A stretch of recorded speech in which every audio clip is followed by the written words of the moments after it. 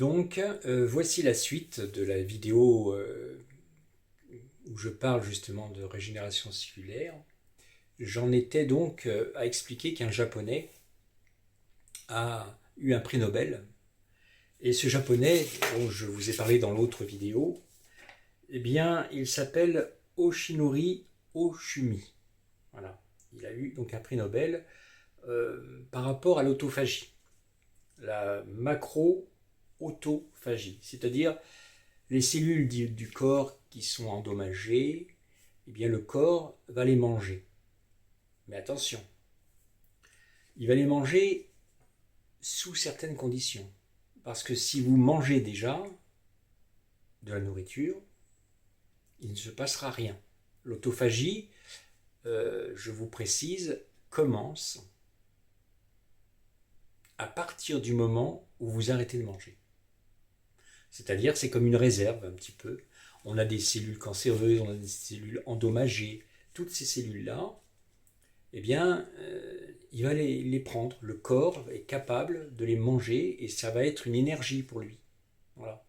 Alors évidemment, ça ne dure pas toute la vie. Ça dure un certain temps. Et durant ce temps, eh bien, notre corps va être alimenté d'une autre façon. Alors, il ne faut pas confondre l'apoptose, donc qui est la mort de la cellule. Hein. On en a 70 milliards chaque jour qui meurent, des cellules qui n'ont plus lieu d'être. Et donc ces cellules-là sont stockées dans le corps, elles ne bougent pas, elles restent là, elles ne sont pas éliminées instantanément. Par contre, dès qu'on fait un jeûne, là, le corps les utilise et ça fait un nettoyage du corps. C'est comme si on prenait une douche, mais au lieu de la prendre à l'extérieur, on la prend à l'intérieur du corps. On se nettoie. Donc c'est important de faire ça. Alors que l'apoptose remplit son rôle en démantelant les cellules endommagées ou indésirables, l'autophagie maintient l'homéostasie cellulaire en recyclant les organites et les molécules intracellulaires spécifiques. Donc, l'autophagie est un système qui permet à notre corps de s'auto-nettoyer de l'intérieur.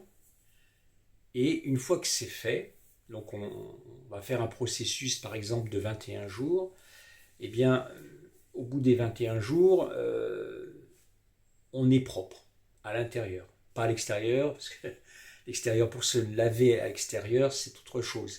On va utiliser de l'eau, du savon, on va se nettoyer, voilà, on est propre, on est nickel. Mais à l'intérieur, c'est autre chose. Donc il faut prendre parfois le temps de se nettoyer. Et une fois que ça c'est fait, notre corps, on l'a mis dans une certaine disposition. On l'a préparé pour autre chose. Voilà. À la fin des 21 jours,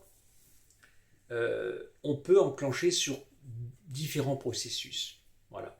On n'est pas obligé de reprendre une nourriture, une alimentation, quelle que soit frugivore ou peu importe, ou liquidienne.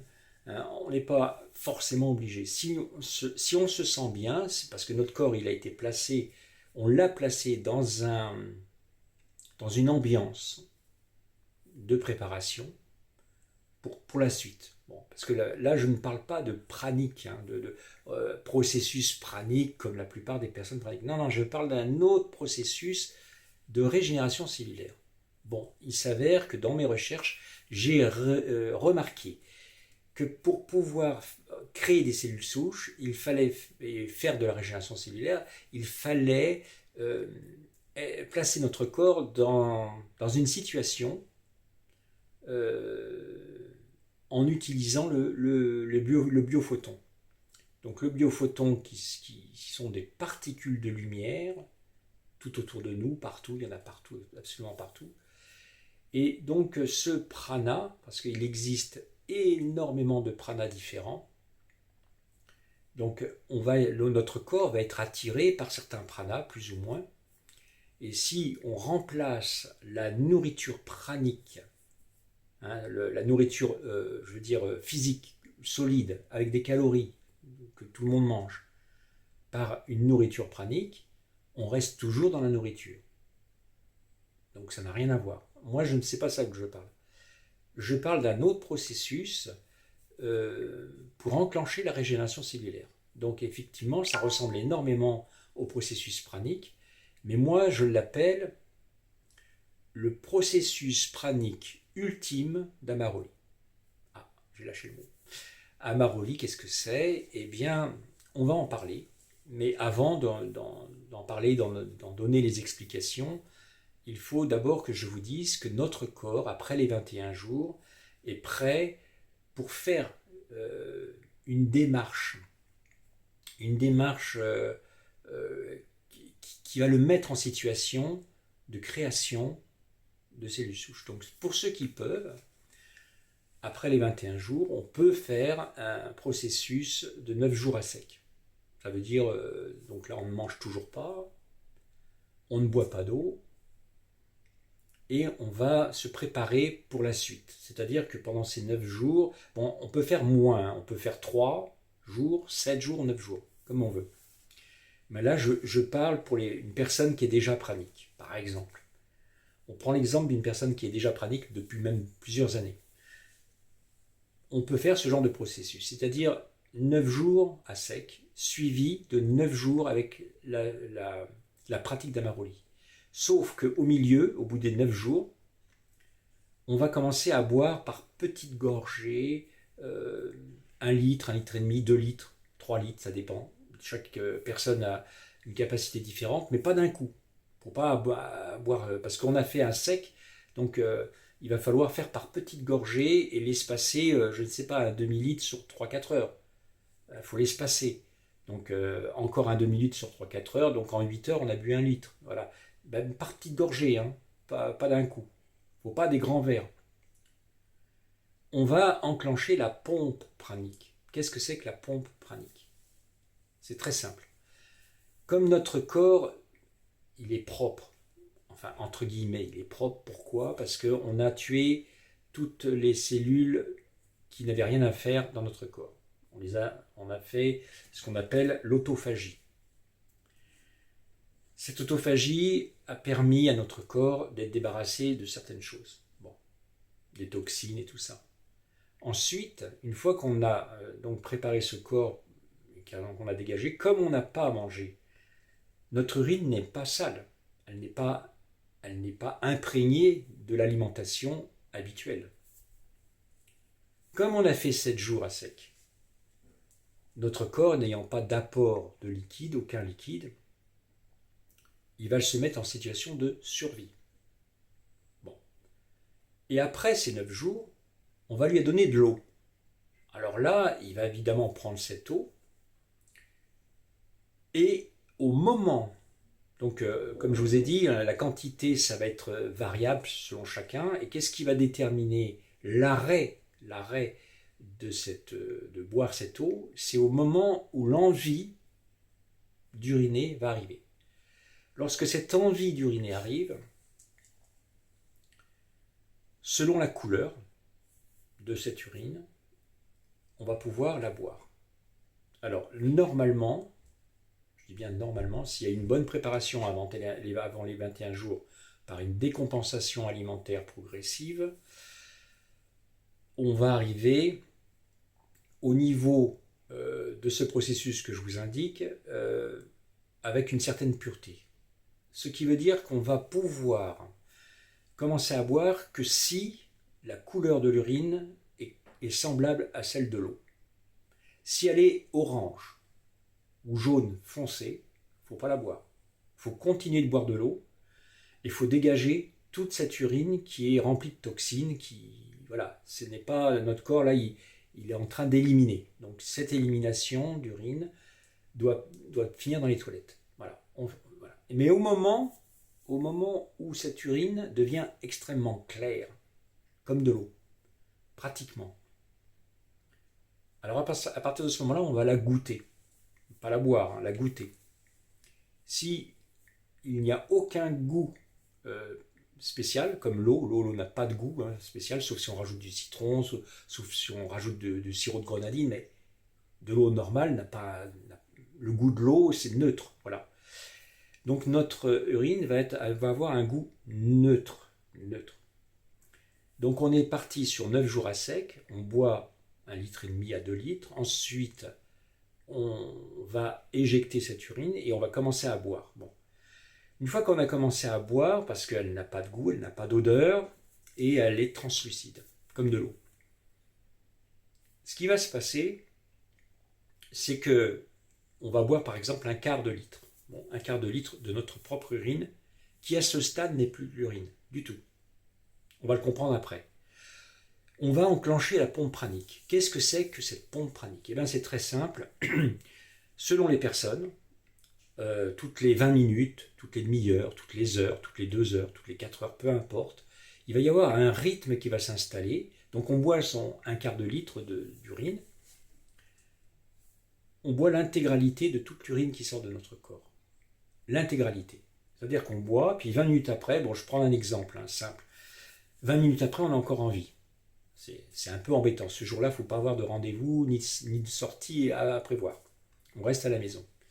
20 minutes après, hop, c'est un peu astreignant, c'est le début. C'est l'enclenchement de la pompe pranique. Alors pour comprendre, c'est par exemple une personne qui veut vider un réservoir d'essence, va prendre un tuyau et un jerrycan. Il va mettre le tuyau dans le réservoir d'essence, il va aspirer avec la bouche très fortement, le liquide va arriver dans le jerrycan et on va pouvoir vider l'intégralité du réservoir d'essence. Pour la pompe pranique, c'est à peu près la même chose. C'est-à-dire que quand on a enclenché la pompe pranique, on va le savoir à partir du moment où toutes les 20 minutes, c'est un exemple les 20 minutes, ça peut être 1 heure, ça peut être 4 heures, peu importe. Mais on va sentir un rythme, c'est-à-dire que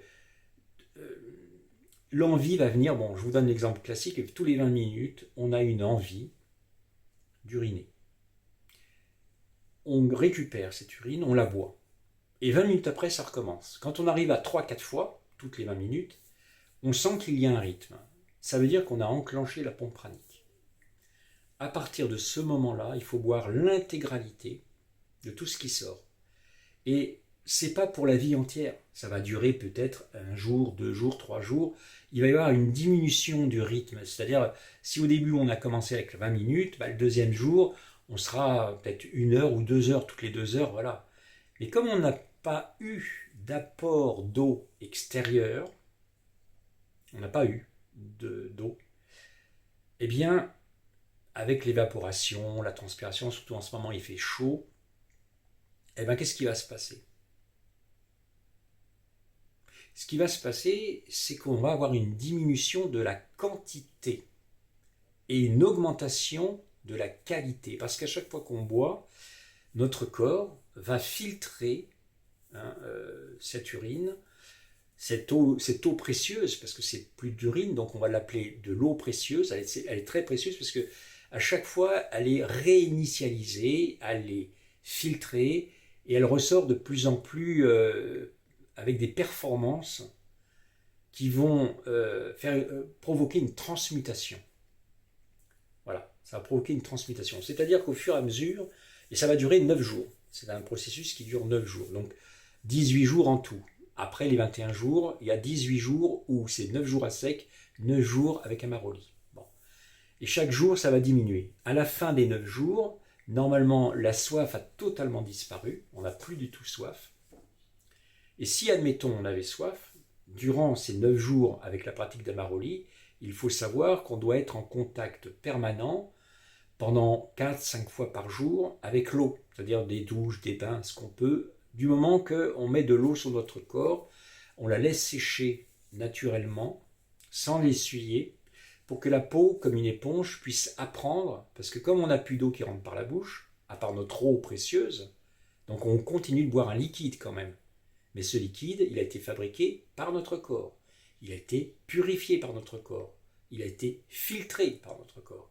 Et notre corps, c'est une mécanique quantique incroyable qui nous permet d'activer des processus de régénération cellulaire. On va y venir. Donc ce qui se passe, c'est que au bout d'un certain temps, après les 9 jours, Comme on a été en contact avec l'eau, la peau, notre peau, qui est le plus grand organe du corps humain, va absorber l'eau, puisqu'elle a soif, le corps a soif, donc il va absorber cette eau. Il faut savoir une chose, c'est que notre corps fonctionne chaque jour avec 1/4 de litre d'eau. 1/4, qui vient de l'extérieur. Bon. Quand on ne boit pas, comment le corps va-t-il trouver le quart de litre d'eau? Eh bien, le fait d'être en contact avec l'eau, en prenant une simple douche, pas pendant des heures, 1 ou 2 minutes, on laisse l'eau sécher comme ça. Si on prend un bain, on peut rester 1 heure dedans, il n'y a pas de problème. Ça va provoquer des envies d'uriner. Parce que dès que la peau elle est en contact avec l'eau, eh bien, elle se nourrit de cette eau, mais elle ne peut pas dépasser, la peau ne peut pas absorber plus d'1/4 de litre d'eau par jour. Et comme la nature est très bien faite, notre corps est très bien fait, pour faire fonctionner les organes, il faut 1/4 de litre d'eau. Donc c'est une moyenne. Pour d'autres, ça sera plus, d'autres moins, mais en général, c'est 1/4. Quand on regarde un petit peu ce qui a été étudié à l'hôpital en Inde, l'homme qui s'appelle Prahlad Jani, lui, sa mission, c'était de faire connaître simplement au monde. Lui, c'était pas dans la régénération cellulaire, malgré que ses organes qui ont été observés, c'était des organes d'un homme de 25 ans. Mais il n'a pas fait le travail sur la peau. C'était son choix.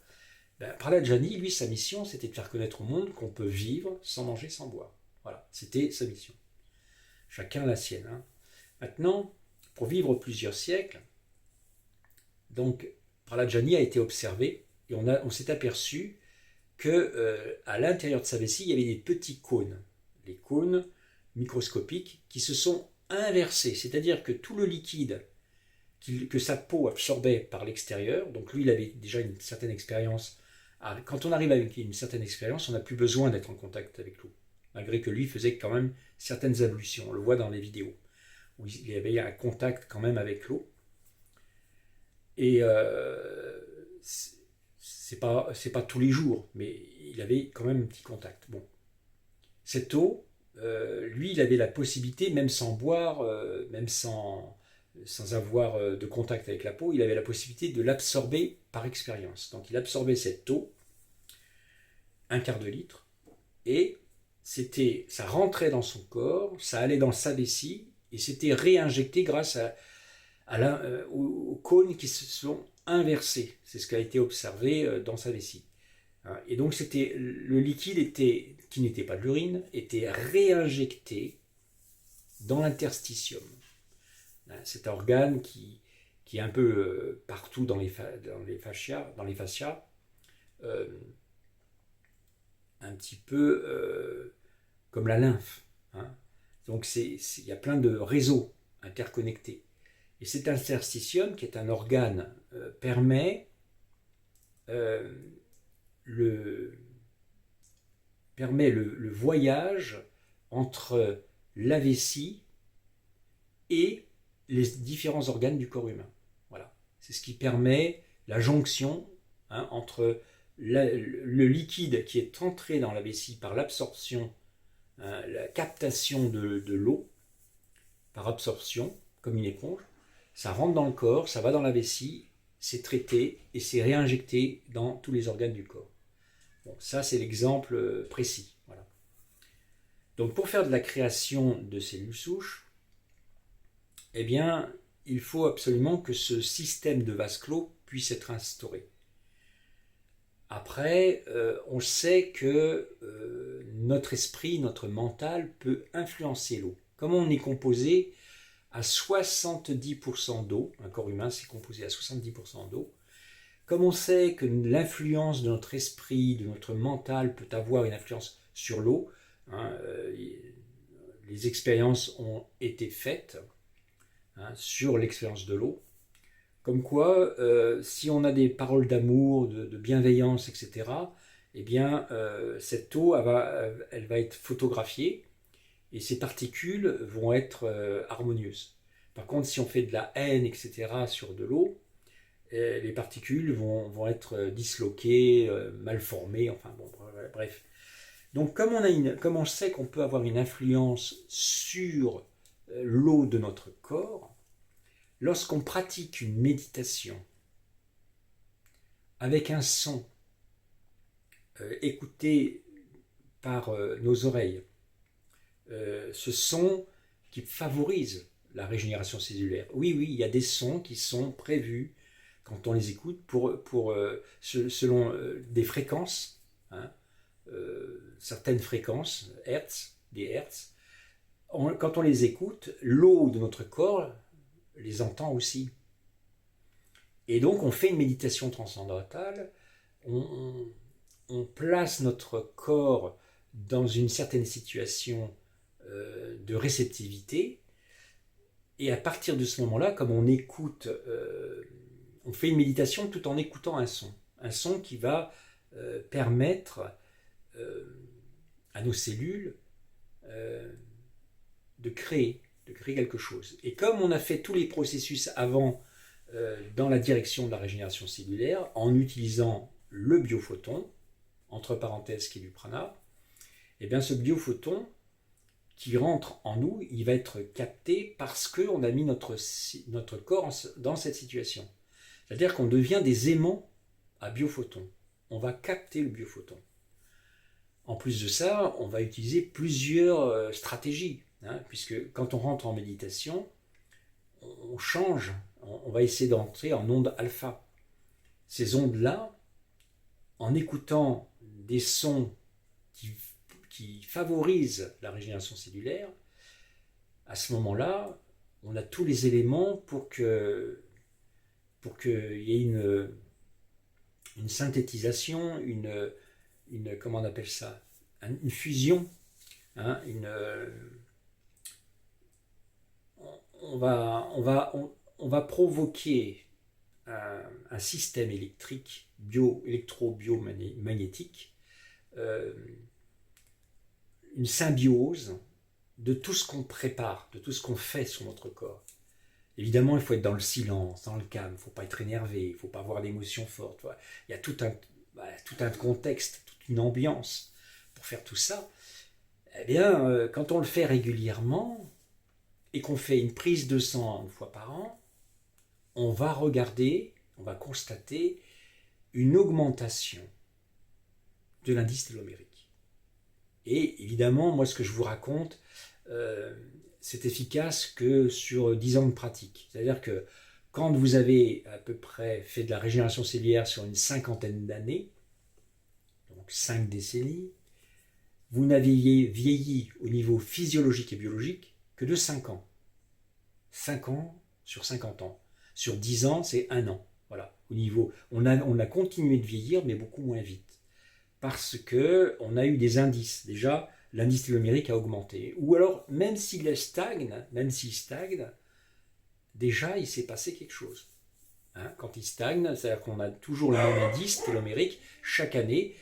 À partir de ce moment-là, il s'est passé quelque chose. Parce que pour une personne normale, pour tout le monde, hein, pour la plupart des gens, l'indice télomérique baisse. Chaque année, ça baisse jusqu'à la mort. Voilà. Donc là, il y a une augmentation. Donc on va dire on a inversé le processus. Non, on n'a rien inversé du tout. Ce qui se passe, c'est que comme on a une augmentation de l'indice télomérique, on retrouve le rythme de vieillissement normal. Comme on existait lorsqu'on a été fabriqué à l'origine. C'est-à-dire qu'à l'origine de l'humanité, le corps humain, cette machine biologique, fonctionnait avec le biophoton. Voilà. Donc évidemment, celui qui voulait manger quelque chose, il pouvait le faire, mais ce n'était pas la source primordiale de l'énergie qui maintenait le corps en vie. La source primordiale, à l'époque, à l'origine de l'humanité, c'était le biophoton. Ouais, on a été créé comme ça. Et l'appareil digestif ne fonctionnait pas comme aujourd'hui. Bon, on est des êtres hybrides, c'est-à-dire qu'on a la possibilité de fonctionner complètement différemment les uns des autres, en fonctionnement différent. Bon. Mais comme chacun, il y a eu un égrégore collectif où chacun mangeait dans des réunions de famille, pour des anniversaires, pour des fêtes, pour ci, pour là, enfin bref, il s'est instauré une routine de nourriture. Même Dieu lui-même lui a donné l'autorisation de manger de la viande à partir d'une certaine époque. Mais cette autorisation-là, c'était pour réduire le temps de... parce qu'à l'époque, Mathusalem, par exemple, il a vécu 969 ans. Alors il y a des gens qui vont dire que c'est pas vrai. Ok, chacun croit ce qu'il veut. Hein. On est libre de croire ce qu'on veut. Moi, je crois que c'est possible. Voilà, que c'est possible de vivre plusieurs siècles. Maintenant, ça ne veut pas dire que je ne peux pas mourir. Hein. Du jour au lendemain, je peux mourir d'un accident. Si on m'écrase une voiture, ça peut être une maladie aussi. Parce qu'il faut savoir que quand on est pranique, quand on devient pranique, on n'est pas du tout exclu de la maladie. Et pourquoi c'est possible ça? Eh bien, je vais vous l'expliquer pourquoi. C'est très important. On peut tomber malade parce que quand on marche sur le chemin pranique, notre corps, à un moment donné, donc on est devenu pranique, très bien, à un moment donné, il fait un scan de l'ensemble de notre corps. Et s'il y a des restes de maladie, de quoi que ce soit, des restes de cellules cancéreuses, par exemple, qui n'ont pas eu le temps d'évoluer, parce qu'on est devenu pranique, il va nous dire, là, il va falloir faire un traitement, il faut faire quelque chose. Celui qui est pranique et qui se dit « je ne tomberai pas malade », il se trompe. Justement parce qu'on est devenu pranique, la maladie peut se déclarer comme un volcan endormi, et ça peut sortir parce que pour continuer le chemin pranique, on est obligé de passer par cette phase-là si on veut évoluer. Si on ne veut pas évoluer, si on veut rester comme ça, pranique, à se nourrir de prana, pas de problème, ça va le faire. Mais si on veut évoluer, et surtout quand on prend le chemin de la régénération cellulaire qui se fait automatiquement lorsqu'on a un certain nombre d'années de pranisme et qu'on n'a plus de maladie dans le corps, donc la maladie ne pourra pas se déclarer, mais on va se rapprocher de plus en plus de la régénération cellulaire. Moi, ce que je propose, c'est de vraiment aller dans le sens de la régénération cellulaire. Ça n'a rien à voir. Et on utilise le chemin pranique pour cela. Alors, qu'est-ce qui se passe? Qu'est-ce qui se passe exactement? C'est qu'à un moment donné, le corps, il dit, bon, pour continuer sur le chemin pranique, et surtout dans la régénération cellulaire, il va falloir éliminer ce problème de maladie. Il faut que le corps n'ait plus de traces de maladie, de quoi que ce soit. On prend l'exemple de Jasmine. Bon, elle est devenue pranique, et puis elle a chopé un cancer. Ben, c'est le même chemin, c'est-à-dire que pour son évolution, elle devait avoir cette maladie, elle devait avoir ce cancer, elle s'en est sortie, d'accord, mais elle a pu continuer d'évoluer. Bon, et puis il n'y a pas qu'elle, il y en a plein d'autres qui ont marché sur le chemin pranique et qui sont tombés malades. Il faut savoir que lorsqu'on a passé cette étape de la maladie, normalement, ça ne devrait plus se reproduire. Ça ne devrait plus se reproduire. Mais avec la situation actuelle du monde, on emmagasine quand même beaucoup de polluants. Voilà, parce que il y a quand même une volonté de diminution de l'humanité qui a été mise en place. Et donc, on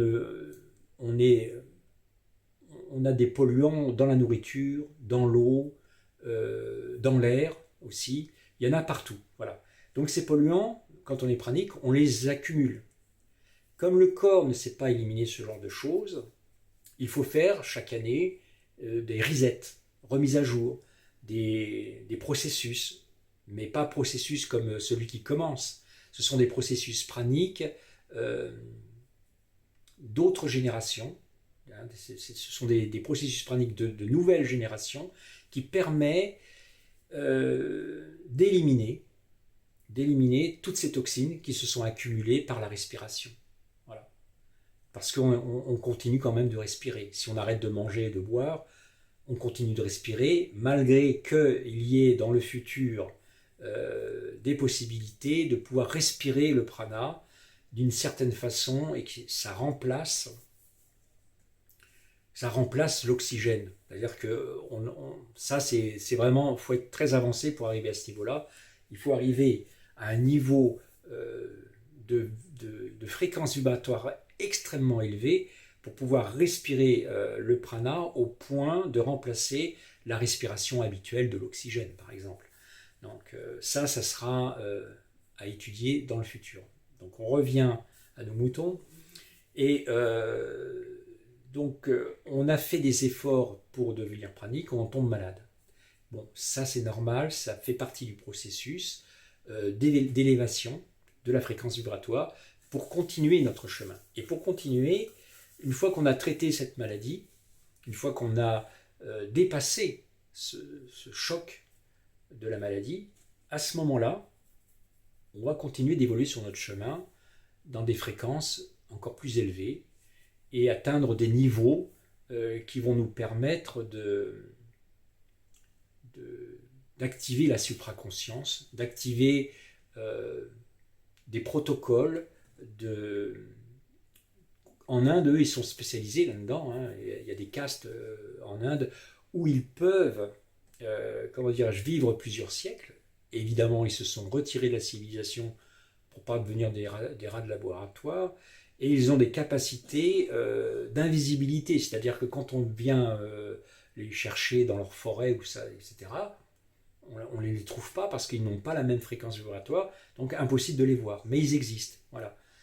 Et eux, ils ont cette capacité de vivre plusieurs siècles. Voilà. Donc, si on veut, si ça nous intéresse de faire ce genre de choses, il faut, la première objectif, c'est de passer le premier siècle. C'est la chose la plus difficile. Et une fois qu'on a passé le premier siècle, il y a des processus qui se créent en nous, à l'intérieur de notre corps, pour la suite. Voilà. On va continuer de vivre dans cette situation avec une adaptation qui va se faire. Voilà. En tout cas, pour notre deuxième vidéo, je vous remercie de votre attention et puis je vous attends pour la troisième. Merci et bonne journée.